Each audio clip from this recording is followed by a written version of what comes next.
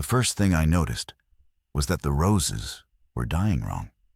I've been senior horticulturist for the White House grounds for 11 years. I know how roses die.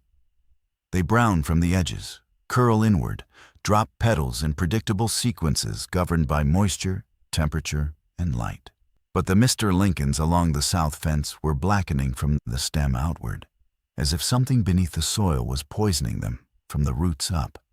I was on my knees in the dirt at 6:14 in the morning on a Tuesday, gloves off, fingers probing the soil around the base of a plant I'd personally grafted 4 years ago, when my radio crackled with a frequency I'd never heard in over a decade of carrying it. All exterior personnel, withdraw to the East Wing staging area. This is not a drill. Acknowledge and comply. I didn't comply. Not immediately. That's not defiance. It's the particular stubbornness of someone who has spent his career being invisible to the institution he serves. Groundskeepers don't get briefed. We get told where not to be when the helicopter lands. So when I heard the call, I assumed it was another security drill that would shuffle me into a hallway for 3 hours while someone important rehearsed being safe. I kept digging.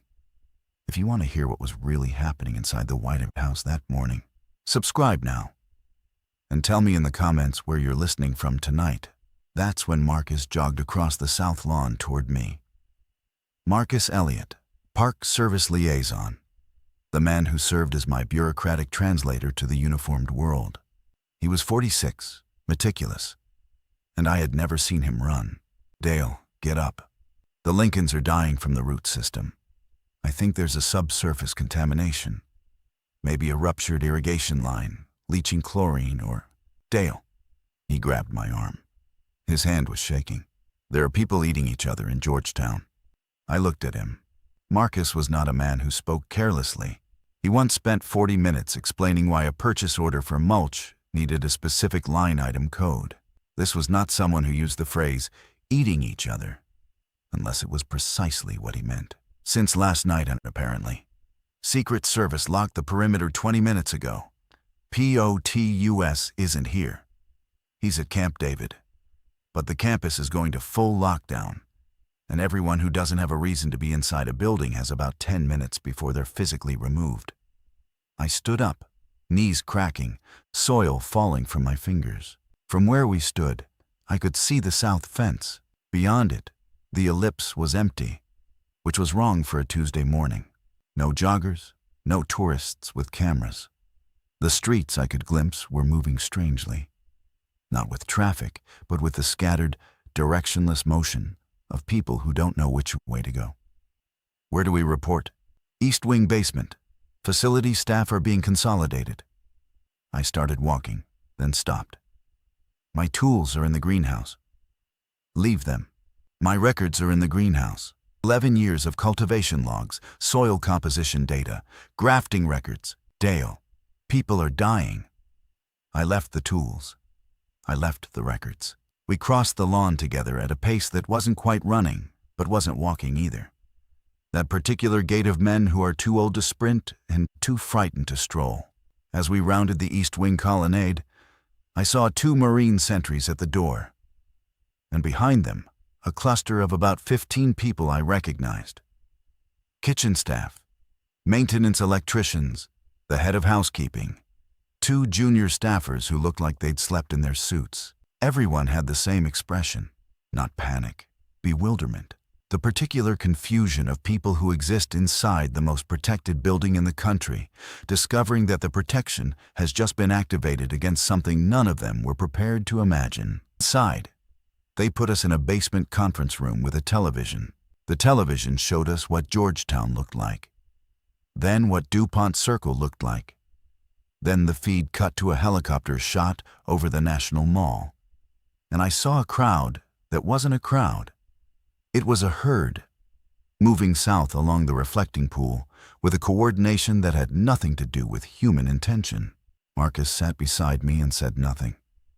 I watched the screen and thought about my roses, dying from the roots. By noon, there were 43 of us in the East Wing basement, and the number had stopped growing.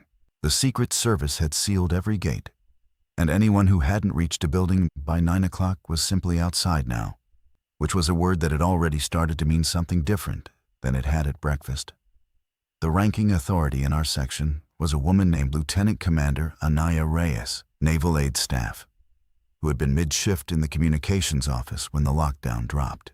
She was 39, precise in a way that reminded me of well-maintained irrigation, everything flowing through designated channels, nothing wasted. She gathered us in the conference room and spoke without notes. The President is at Camp David and will remain there.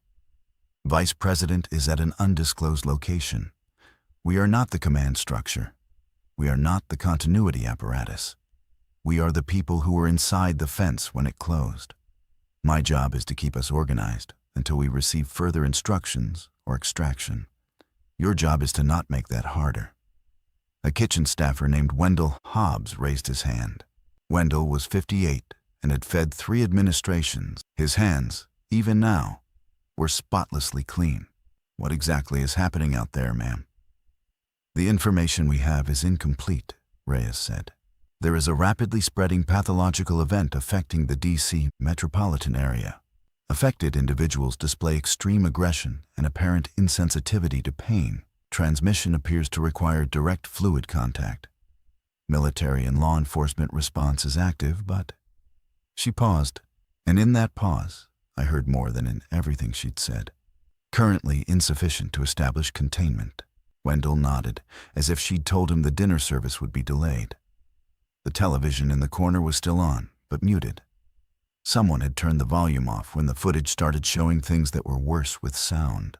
I watched a crawler at the bottom of the screen cycle through text. Multiple cities affected. Shelter in place.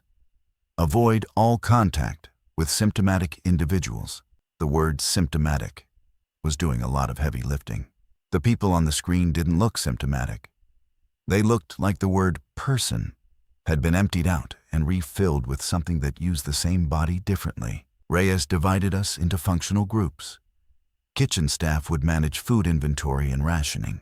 Maintenance would assess building systems, power, water, HVAC, structural integrity of lockdown barriers. I was placed in a group of 4 tasked with grounds and perimeter observation, which meant watching the windows and the security cameras and reporting what we saw. My group included Marcus, a young groundskeeper named Sophia Medina, who had only been on staff for 5 months, and a Secret Service agent named Kessler, who had been off rotation and was therefore stuck with us rather than at his post. Kessler was the first person to say what the rest of us were thinking.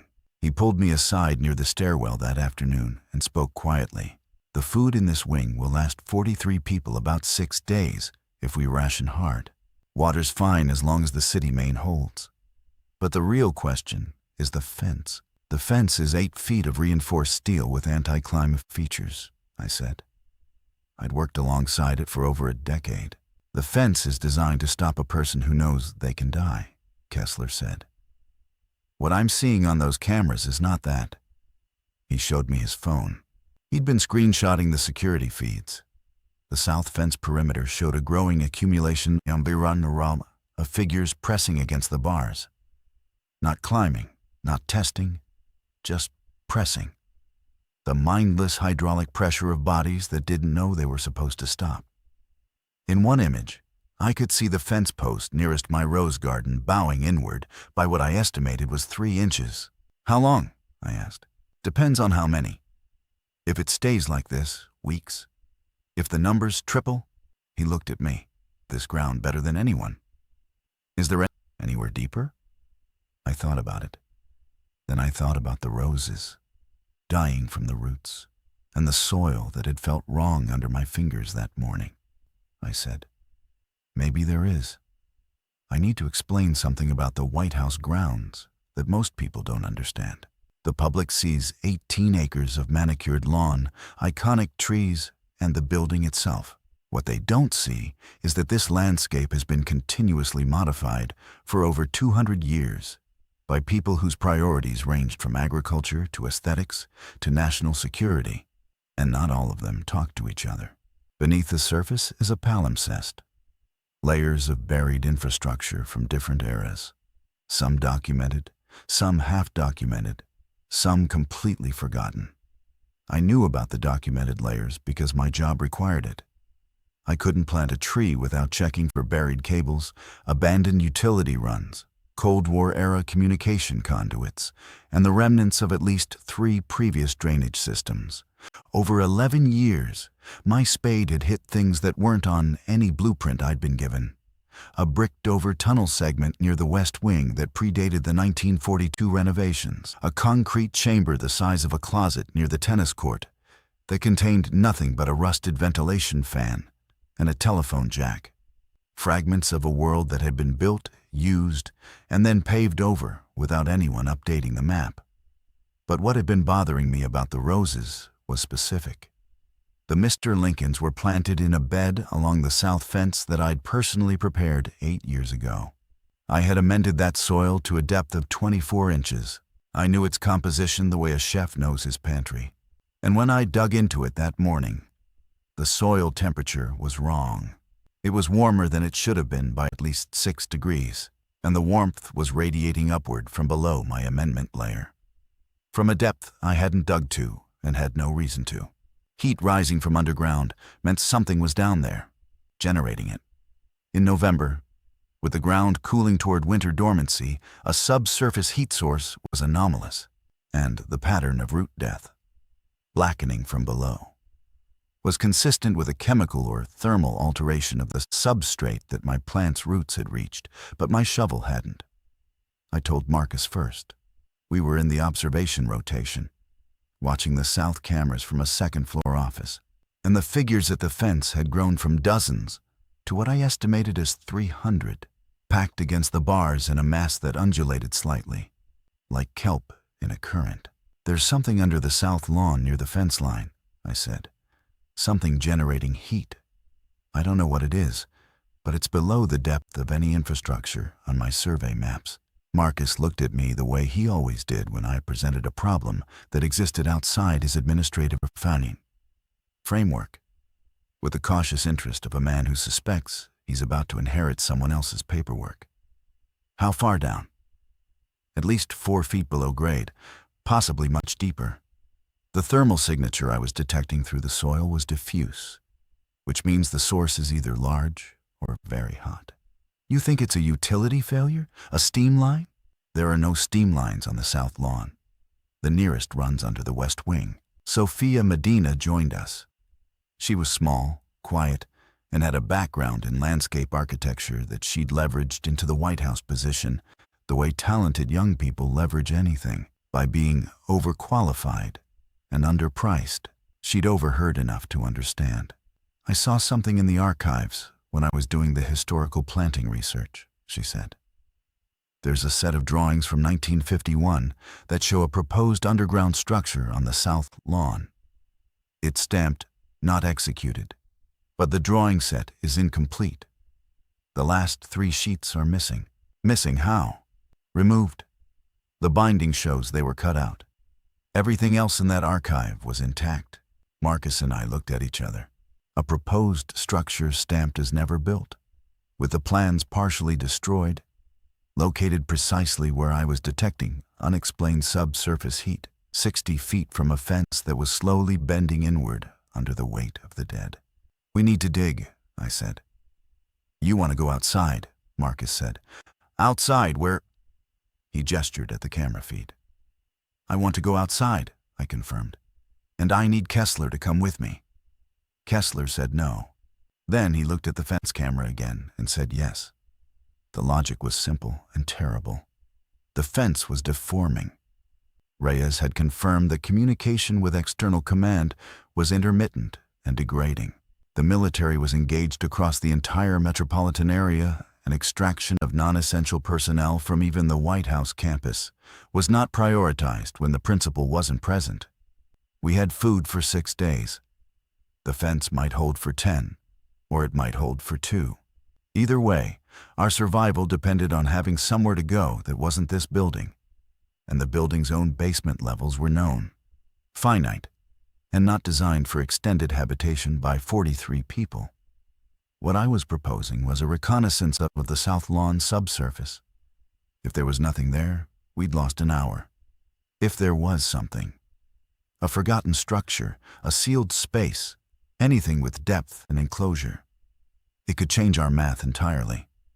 Reyes authorized it at 4 in the afternoon with conditions. Kessler and I would exit through the ground floor service door on the south side. Sophia would monitor us via camera.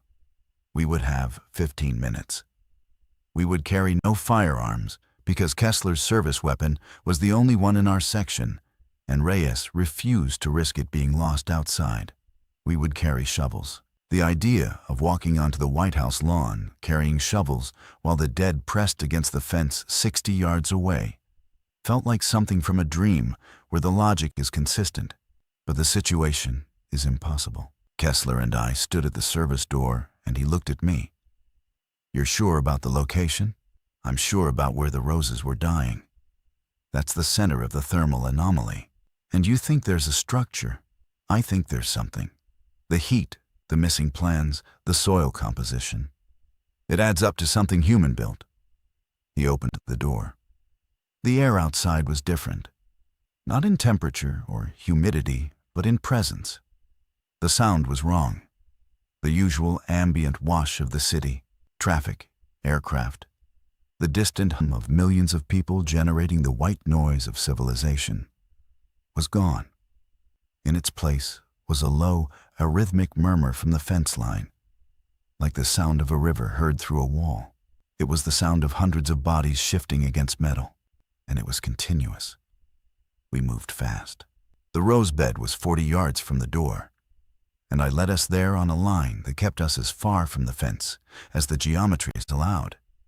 The figures at the fence were visible as a compressed mass of shapes, and some of them tracked our movement. Heads turning, bodies pressing harder against the bars, but the fence held. I dropped to my knees at the center of the bed, where the Mr. Lincolns were blackest. The soil was warm to the touch, even through the November air. I drove the shovel in. 6 inches down, amended topsoil. 12 inches, the transition to native clay.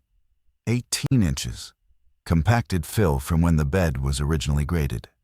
2 feet, and the shovel hit something that wasn't soil and wasn't rock. It was concrete, smooth, poured, level. Not a pipe, not a foundation footing, a surface. Kessler took the second shovel, and we widened the hole. Within 5 minutes, we had exposed a section roughly 3 feet square. The concrete was in excellent condition. No cracking, no spalling, no root penetration. It was warm. "This isn't old," Kessler said. "Or if it is, it was built to last." I kept digging laterally. The surface continued in every direction I probed. Then Sophia's voice came through the radio. "South fence camera 3. The post nearest your position just shifted another 2 inches, and there's a second group approaching from the mall. Several hundred at least." Kessler looked at the fence, then at the concrete. "How do we get under it?" I swept the soil away in broader strokes, working east, and my shovel found an edge. Not a crack, a seam. Machined, deliberate, with a recessed channel that I recognized because I'd seen it before. It was a hatch frame. The hatch was 3 feet by 3 feet, set flush into the concrete surface and sealed with a mechanism I couldn't identify by touch alone. There was no visible handle, no keyhole, no hydraulic assist, just a steel plate seated in a precision-milled concrete frame, with a recessed channel running its perimeter that might have been a gasket seal or a drainage groove or something else entirely. "We need tools," I said. "We need to go back inside," Kessler said. His eyes were on the fence. The new group Sophia had spotted was merging with the existing mass, and the combined pressure was producing a sound I could feel in my sternum. A low, grinding metallic stress that meant the fence was approaching a limit it had never been designed to encounter. We covered the hole with loose soil, enough to conceal it from casual observation, though casual observation wasn't really a category that applied to the dead, and ran back to the service door. Sophia let us in. Her face was the color of paper. "The east fence is starting to accumulate too," she said. "Not as many, but they're drawn by the sound." The ones at the south fence are making noise, and it's pulling others in.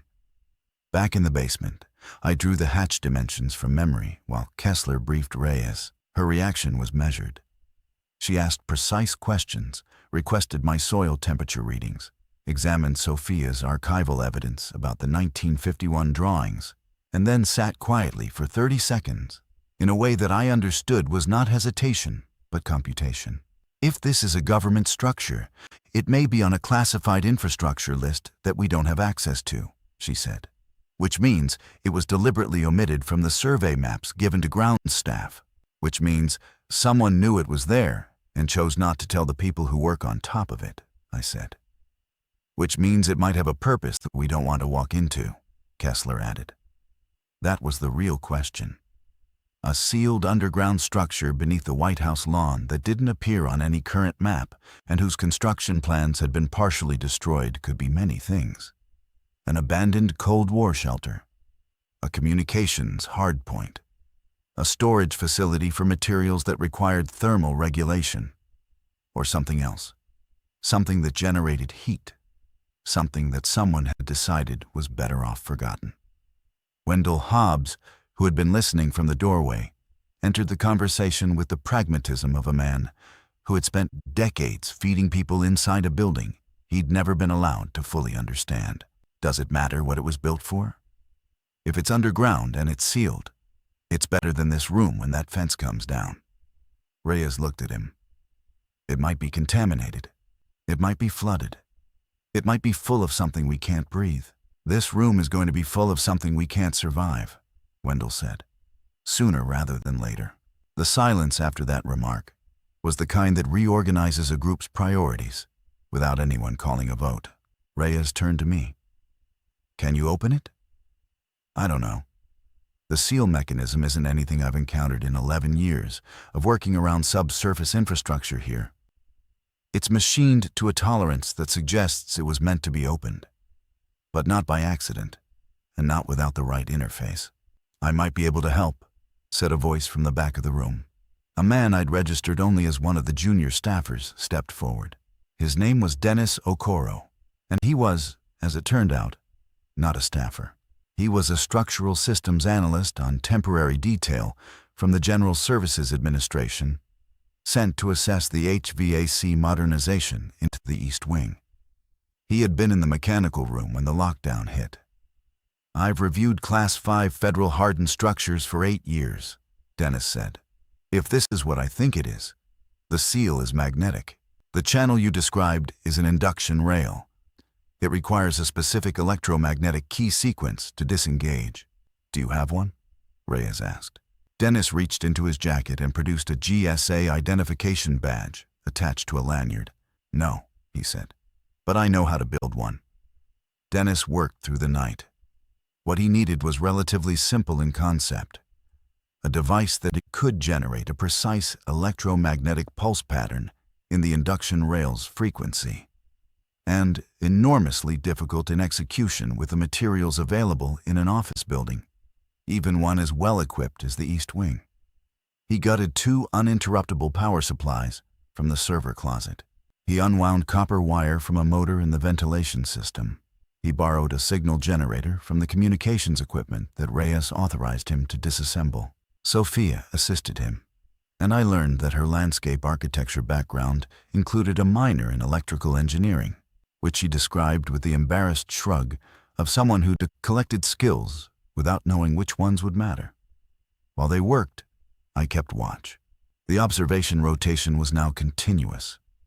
4 pairs of eyes on the camera feeds at all times, with reports every 30 minutes. The south fence was under siege. The mass there had grown beyond my ability to estimate numerically. It was no longer a crowd, but a geological feature, a living berm of human-shaped pressure against steel that was never meant to resist this kind of load. The fence posts were visibly bowed. The crossbars were separating from their welds at the top rail. Kessler estimated we had 36 hours before structural failure. The east and west fences were accumulating more slowly but steadily. The north fence, facing Pennsylvania Avenue, was the most intact because the avenue itself was a broad, open space that the dead seemed to cross laterally rather than converge upon, but the trend was clear. We were being surrounded by a compression that had no strategy and no leader, and therefore could not be negotiated with, bluffed, or redirected. At 2 in the morning, Marcus found me in the hallway outside the observation room. He was carrying 2 cups of coffee from the kitchen, the real kind, made on the industrial machine that Wendell maintained with the seriousness of a man tending a sacred fire. "I called my wife at 6 o'clock yesterday morning," he said, "right before the lockdown. She was in Silver Spring. She said the neighbors were acting strange. I told her to lock the doors. She said she would." He paused. "The cell networks went down at 8:14. I've been checking every 15 minutes since then." I took the coffee. I didn't know what to say because there was nothing to say that wouldn't be either a lie or a cruelty. Marcus knew the math.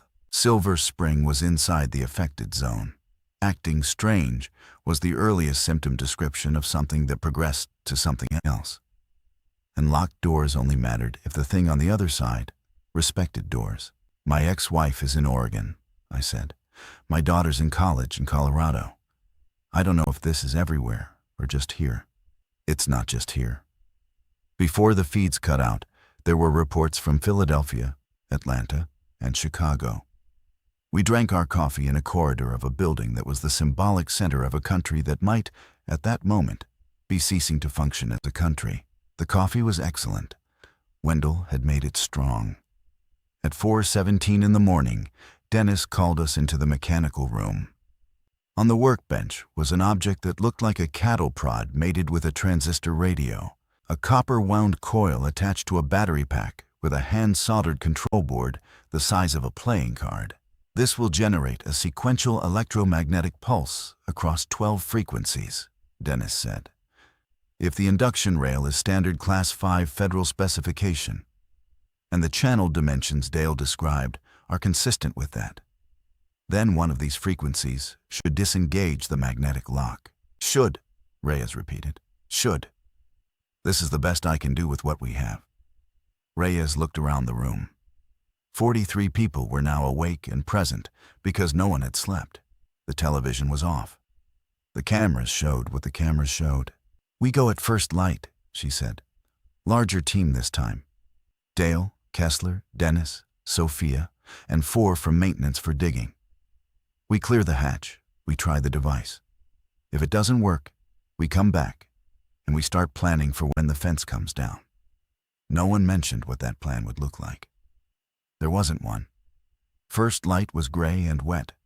A thin November rain had started overnight, and it slicked the lawn in a way that made our footing uncertain as we moved in a group of 8 toward the rose bed. The rain also seemed to agitate the mass at the fence. The sound had changed from a grinding murmur to something higher, more irregular, and the bodies closest to the bars were moving their mouths in motions that weren't speech, but weren't quite random either. Dennis carried his device in both hands, like an offering. Sophia had a toolbox. The 4 maintenance workers, Carl, whose last name I never learned, a woman named Priya, who oversaw electrical systems, and 2 younger men named James and Tomas, carried shovels and a battery-powered work light. Kessler walked point with a crowbar because the firearm debate had been revisited and redecided the same way. I walked beside Dennis and tried not to look at the fence. We uncovered the hatch in 12 minutes. The rain made the digging easier. When the concrete surface was fully exposed, roughly 12 feet by 12 feet with the hatch at its center, Dennis knelt and examined the induction channel with a flashlight and a dental mirror he'd borrowed from a first aid kit. "Standard Class 5 geometry," he confirmed. "The rail is intact, no corrosion. This has been maintained." That word stopped me. Maintained. A sealed, buried, officially non-existent structure whose electromagnetic locking mechanism showed no corrosion after what could be decades underground. Someone had been down there. Someone had been taking care of it.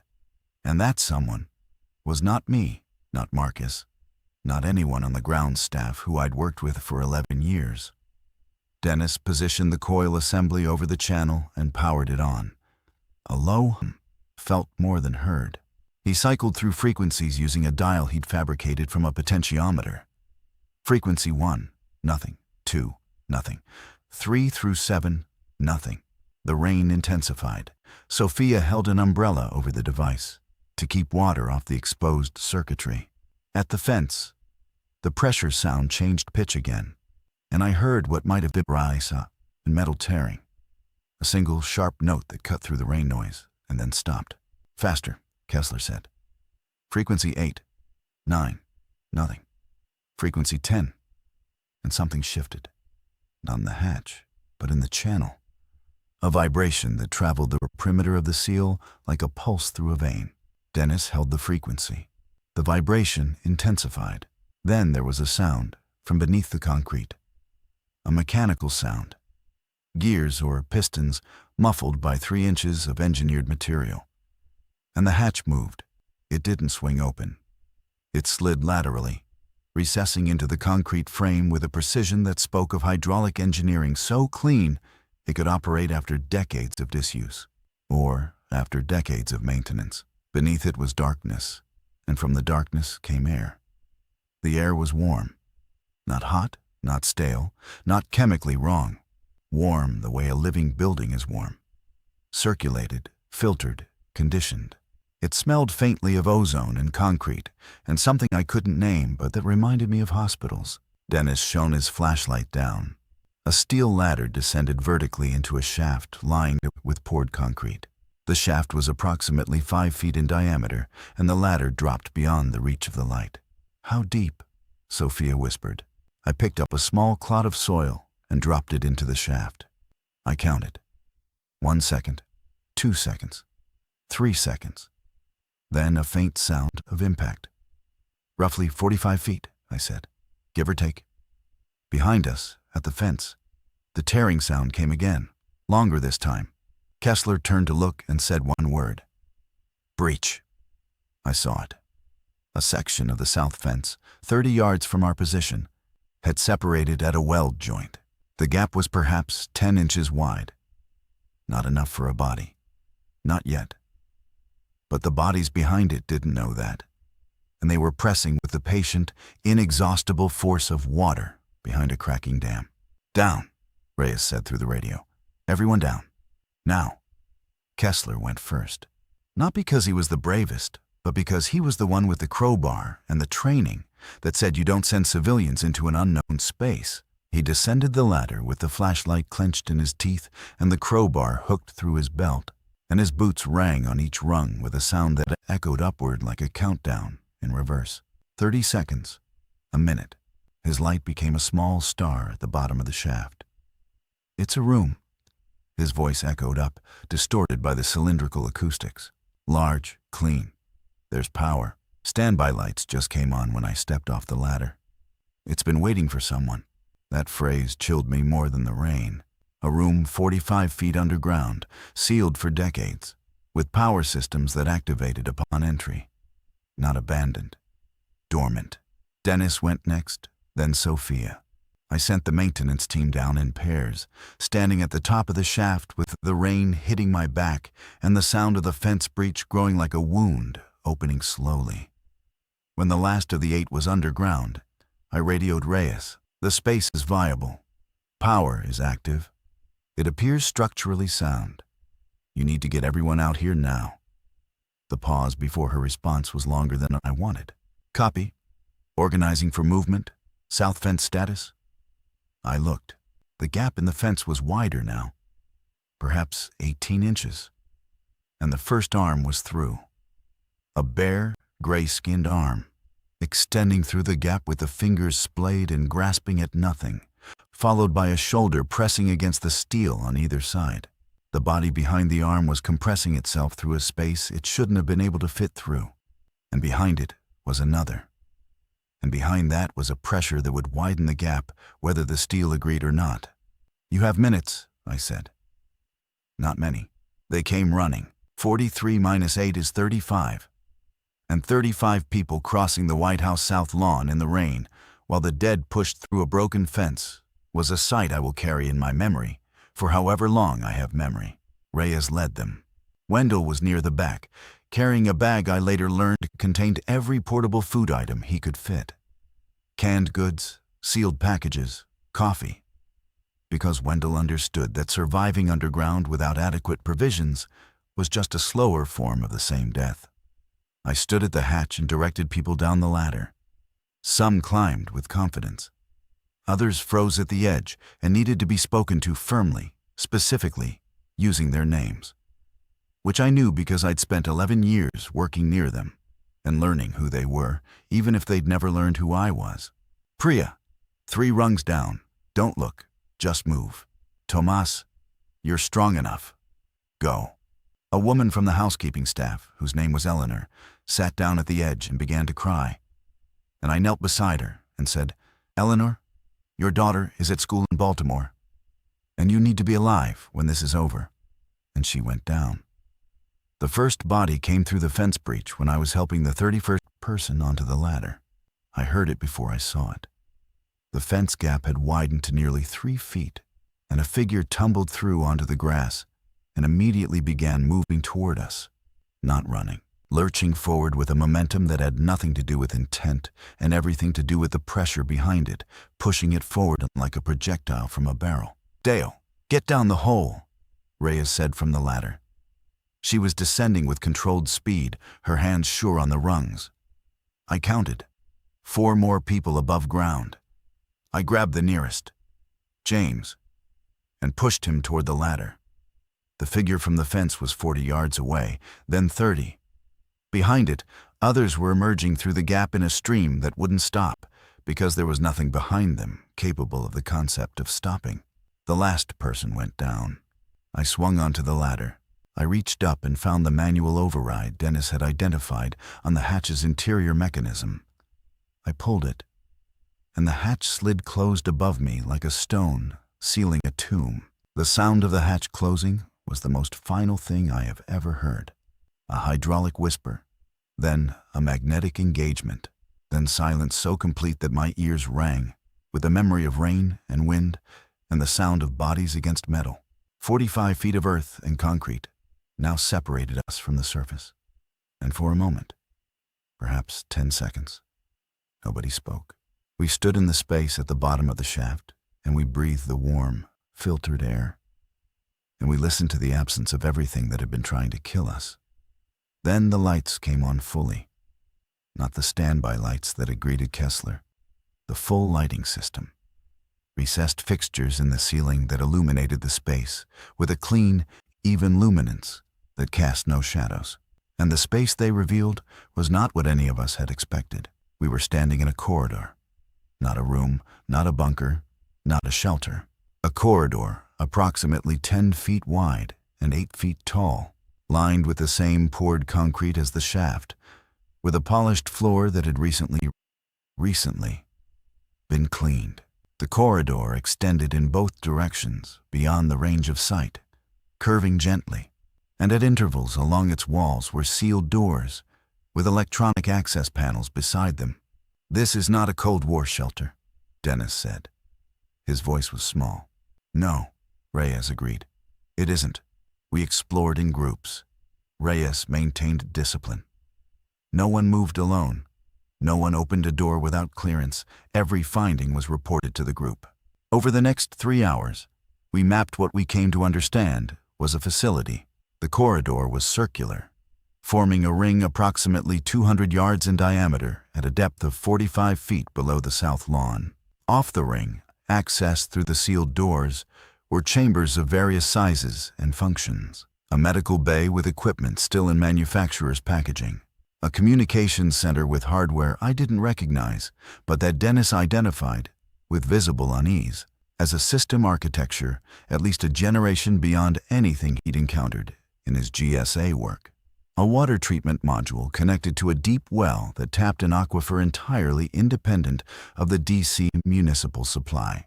A food storage chamber maintained at 38 degrees Fahrenheit, stocked with freeze-dried and canned provisions arranged on industrial shelving with inventory barcodes. The barcodes had dates. The most recent was 18 months ago. "Someone restocked this a year and a half before the outbreak," Sophia said, reading the label on a case of dehydrated meals. Someone who knew this was here, knew how to access it, and was keeping it ready. Ready for what? Marcus asked. The answer was in the last chamber we opened. The largest, located at the ring's northern apex. It was a command center. A single long table surrounded by 12 chairs, facing a wall of screens that were dark but operational, their standby indicators glowing amber. The table's surface was embedded with interface panels. On the wall opposite the screens, in plain black lettering on white, were 4 lines. Presidential Continuity Annex. South. Classification, above top secret/compartmented. Authorization, National Command Authority only. Facility status, dormant/ready. This was for the president, Reyes said. A continuity of government facility that isn't in any briefing I've ever received. And I've held a TS/SCY clearance for 12 years. Built by who? Kessler asked. Built by someone who understood that the known continuity facilities, the ones under the East Wing, the ones at Raven Rock and Mount Weather, could be compromised by the same event they were designed to survive, Dennis said. This is a backup for the backup. Unknown to the chain of command, maintained by a compartmented team, accessible only if you happen to be standing on top of it. I looked at my hands. They were still dirty from the digging. Soil from the rose garden was caked under my fingernails. We weren't supposed to find this, I said. But we did. And now we need to decide what that means. What it meant, in the immediate term, was that 43 people who had been facing death within hours were now standing inside a facility designed to sustain a small command staff indefinitely, the provisions alone. Once we completed a full inventory, could feed our group for over 3 years. The water system was self-sustaining. The air filtration was nuclear hardened. The power came from a source Dennis spent 2 days tracing before concluding it was a small modular reactor buried even deeper than the facility itself. Shielded by a layer of engineering, he said he wasn't qualified to fully evaluate. We had inherited an arc none of us had the clearance to know about.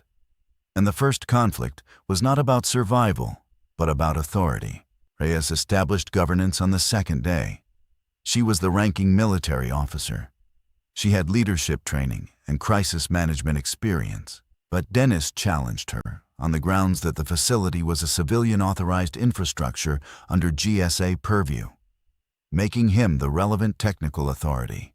Wendell challenged both of them on the grounds that neither had been elected, and neither had fed 3 administrations' worth of impossible people in impossible situations. I'm not claiming command, Wendell said, standing in the corridor with his bag of rescued provisions at his feet. I'm saying that the woman who cleaned this building for 20 years has as much right to a voice as the man who can explain its wiring. Eleanor, the housekeeper who had cried at the edge of the shaft, spoke from the back of the group. He's right. If we're going to be here for a long time, it can't be the military running everything, not because they're bad at it, but because this isn't a military operation anymore. It's a household. That word reframed everything. A household. Not a command structure, not a shelter, not a facility. A place where people lived. The shift was subtle, but it ran through the group like the hatch's electromagnetic pulse. Something changed in the mechanism that held us together. Reyes adapted with a grace that surprised me. She proposed a council of 5. Herself for security and communications, Dennis for infrastructure, Wendell for provisions and daily operations, Eleanor for habitation and welfare, and, to my shock, me. The surface, she said. The ground above us. You're the only person here who understands the relationship between this facility and the world on top of it. If we ever need to go up again, or if something up there affects us down here, you're the one who'll see it first. I accepted because I didn't have a reason not to. And because, for the first time in 11 years, someone inside this institution was asking for my expertise rather than routing around it. The first week underground was an exercise in organized bewilderment. We mapped every system. We tested every function. The communications center powered up on day 3. And what it showed us on its screens was a network of satellite feeds and ground-based sensors that painted a picture of the surface that was both comprehensive and annihilating. Washington, D.C. was gone, not destroyed. The buildings still stood. The monuments were intact, but emptied of living function and filled with the dead in concentrations that made the mass at our fence look like a queue at a bus stop. The satellite feeds showed the same across every major city on the eastern seaboard. The military installations that were supposed to be the backbone of continuity, Andrews, Quantico, Fort Meade, were transmitting automated distress signals, which meant their human operators were no longer present to transmit anything else. "We're it," Sophia said quietly, looking at the screens. "This might be the most intact government facility on the East Coast." "We're not the government," Marcus said. "We're in the government's chair," Reyes replied, "and the government isn't coming back to sit in it." That night, I lay on a cot in a chamber designed for a president's advisor and stared at a concrete ceiling 45 feet below the garden I'd tended for a decade. I could feel the soil above me like a weight on my chest. Not crushing, but present. A reminder that the only thing separating me from everything I'd lost was dirt I used to tend, and a hatch I'd found, because flowers died wrong.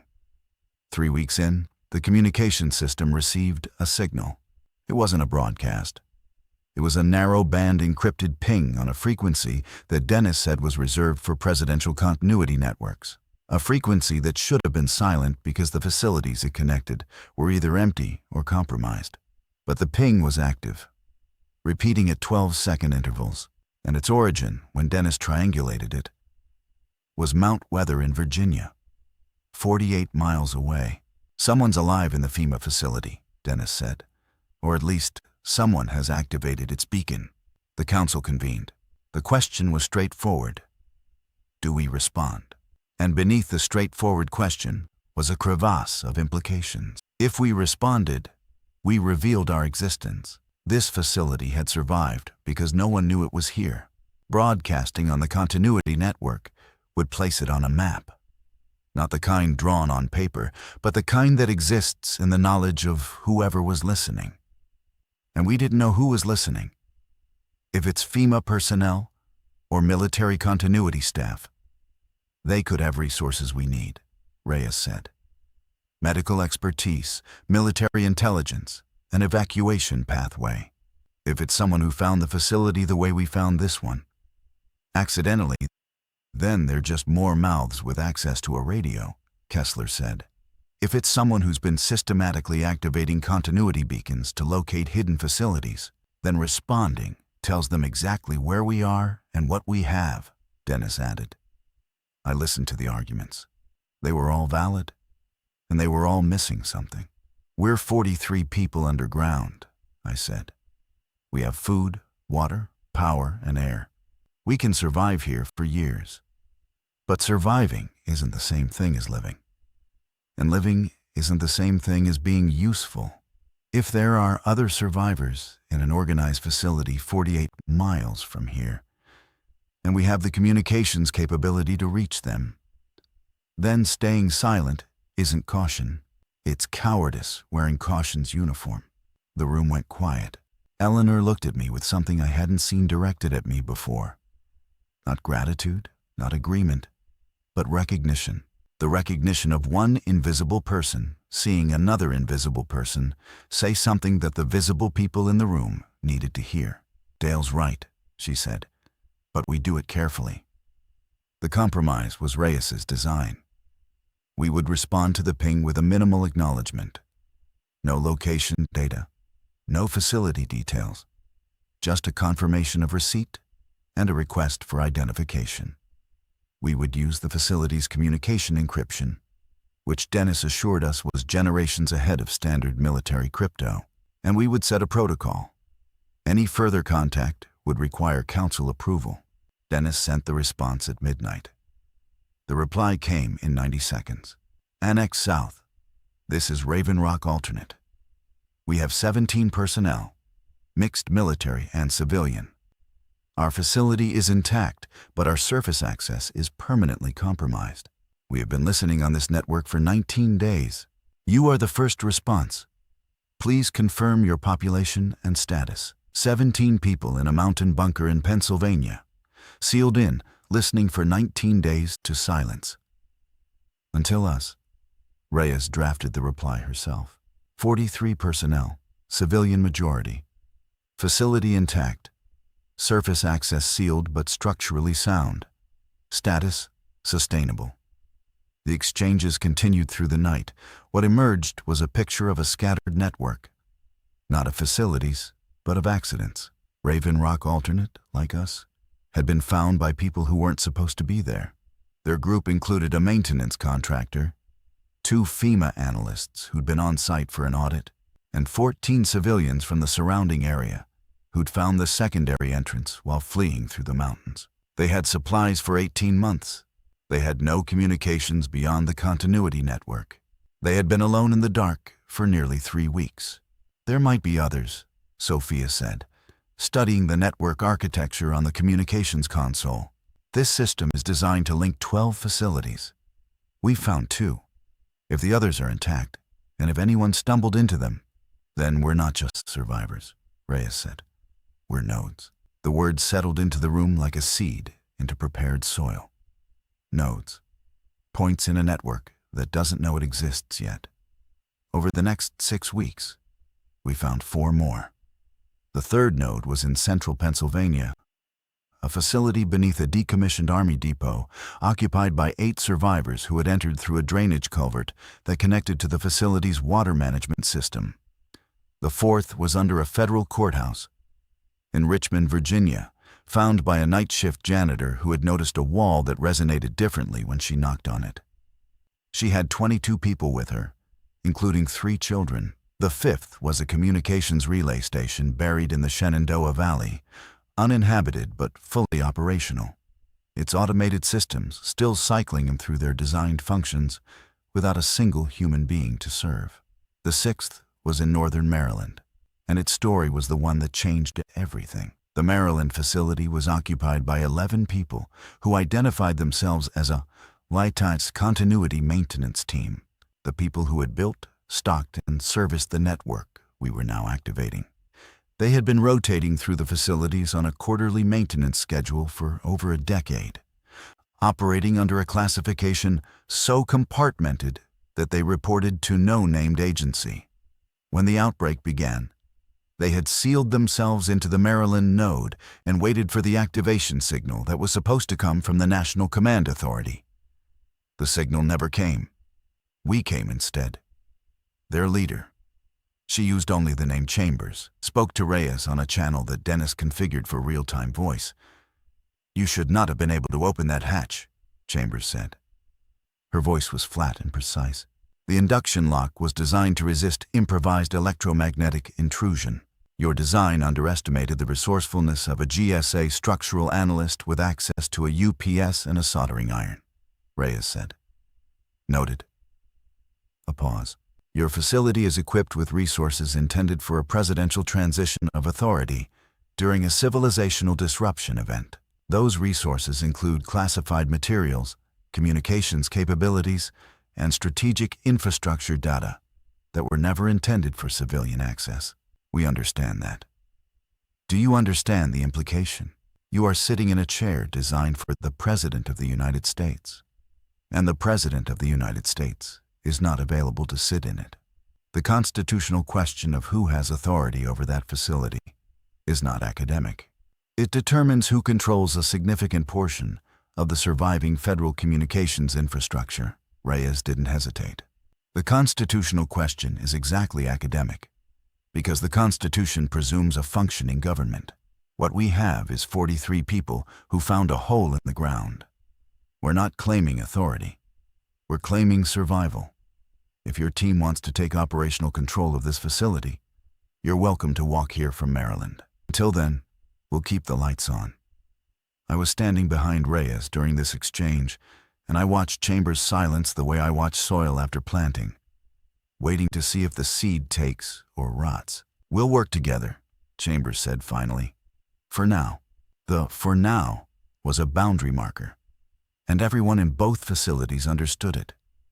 But something had shifted in our group that Chambers' arrival into our awareness couldn't reverse. Over 6 weeks, we had transformed from refugees into operators. Wendell had organized the provisions into a distribution system that accounted for nutritional needs, rationing projections, and morale. He insisted on coffee every morning and something sweet once a week, arguing that civilization was a set of small rituals. And the moment you abandoned them, the concrete walls stopped being a shelter and started being a cell. Eleanor had converted 3 chambers into living quarters with a dignity and order that made people feel housed rather than stored. Sophia had become Dennis's engineering partner, and together they'd brought every system in the facility to full operational capacity. And I had become something I never expected, the man who understood what was above us. I maintained a weather log based on satellite data. I tracked the movement patterns of the dead on the surface using the facility's sensor array. I knew, at any given moment, what the grass above our heads was doing. Whether it was growing or burning or being trampled by thousands of feet that didn't know it was there. I was still the gardener. On day 61, I proposed we open the hatch. The reaction was what I expected. Resistance from everyone who had good reason to fear the surface, and reluctant interest from everyone who had good reason to need it. The facility sustained us physically, but it was exacting a psychological cost that no amount of Wendell's coffee rituals could offset. People were dreaming about the sky. Eleanor reported that 3 members of the housekeeping staff were spending hours in the corridor, staring upward at a concrete ceiling as if they could will it transparent. A maintenance worker named Carl had stopped eating and would only say that the air tasted like a machine. We need sunlight, I told the council. Actual sunlight, not for vitamin D. I can calculate supplementation for that. We need it because human beings were not designed to live in a tube, and the body knows the difference between artificial and real, even when the mind tries not to. The surface is lethal, Kessler said. The surface is occupied, I corrected. There's a difference. I've been tracking movement patterns on the sensor array for 8 weeks. The dead are not uniformly distributed. They cluster around sound, light, and thermal signatures. Our facility emits none of these at the surface level. The lawn above us, absent any stimulus, has periods of near total vacancy. Between 3 and 5 in the morning, the sensor data shows the immediate area around our hatch, registering 0 to 3 individuals. We can go up, briefly, quietly, and come back. Sophia supported me. Dennis was neutral. Eleanor was in favor.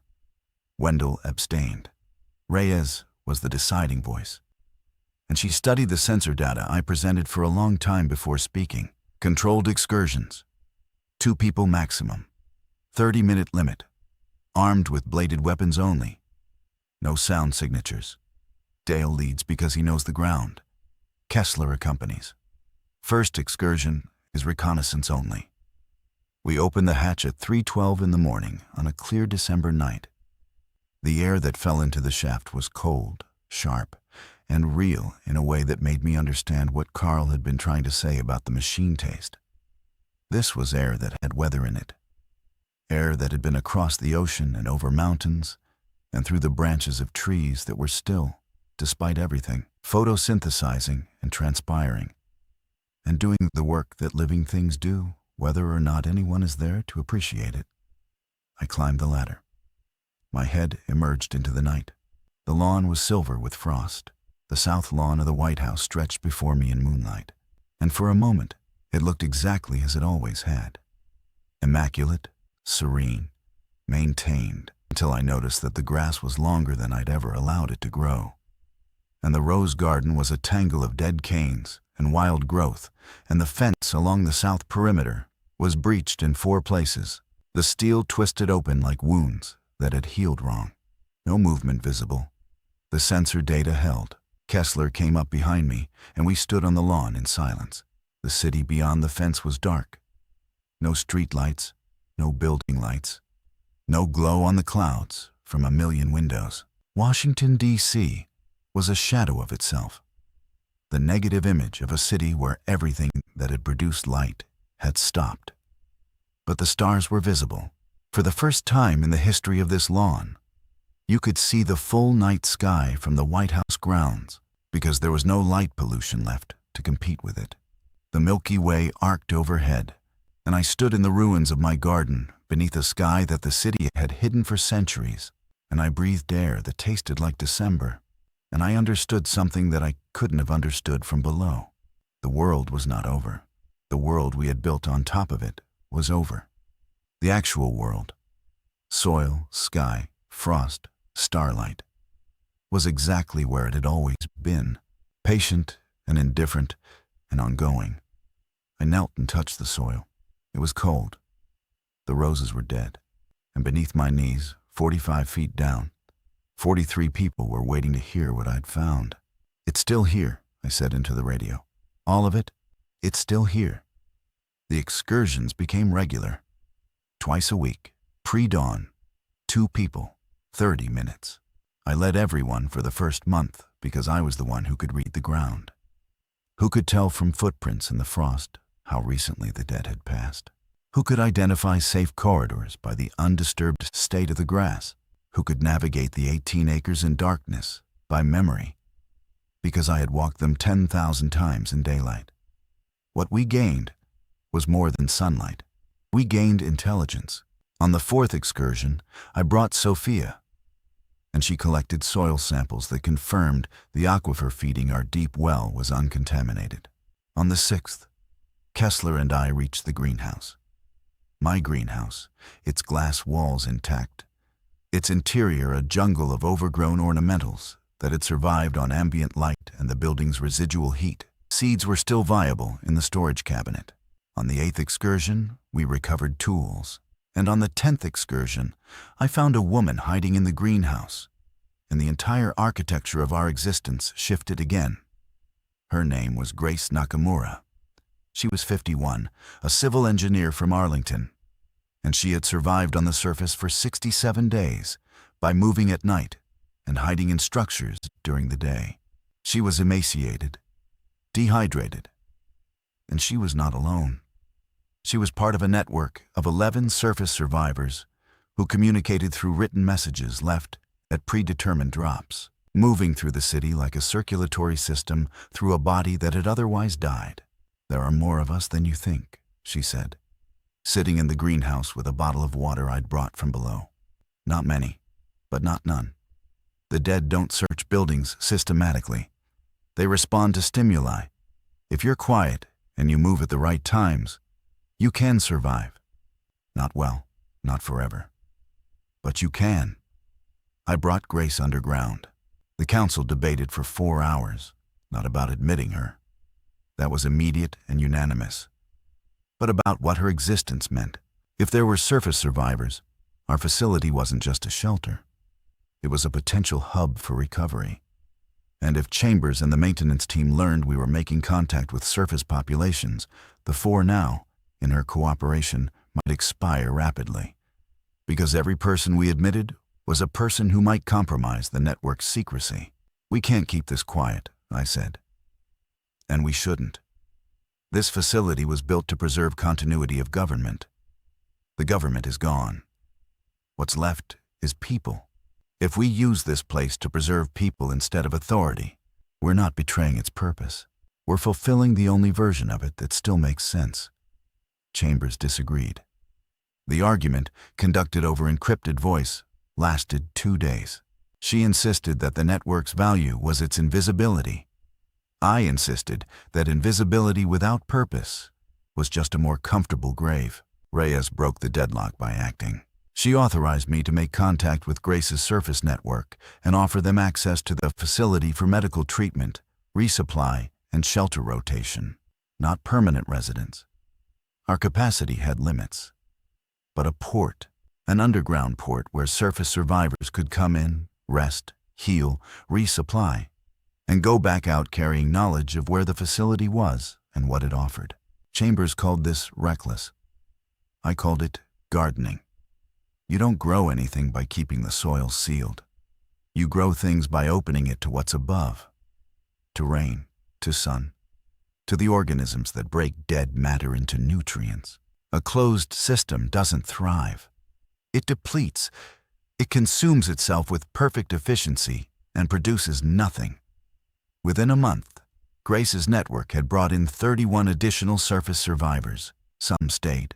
Most didn't. They came, they rested. They left carrying supplies and information and the coordinates of our hatch, which was no longer a secret, but a destination. Each one who left was a seed I was planting in a city that everyone had declared dead. And each one who returned brought something that couldn't be manufactured underground. Knowledge of what the surface was becoming.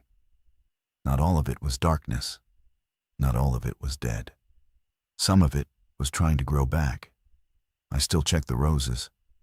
The old Mr. Lincolns are gone, killed by the heat they tried to warn me about.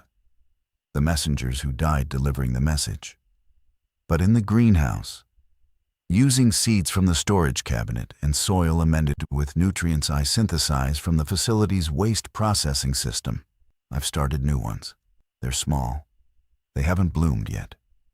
They grow under artificial light in a building surrounded by a city that fell silent, tended by a man who lives underground and surfaces twice a week to kneel in the same dirt he's always knelt in. The network has 7 active nodes now, 89 people underground, over 200 surface contacts mapped across a corridor from Richmond to southern Pennsylvania. Chambers still operates from Maryland. She still says, for now. I still open the hatch. People ask me what I was before. I tell them I was the White House gardener. They think that's a small thing. I understand why. But everything that kept us alive, the dying roses, the warm soil, the knowledge of what lay beneath the ground I tended, came from paying attention to a small patch of earth that everyone else walked over without looking down. I was the gardener. I still am.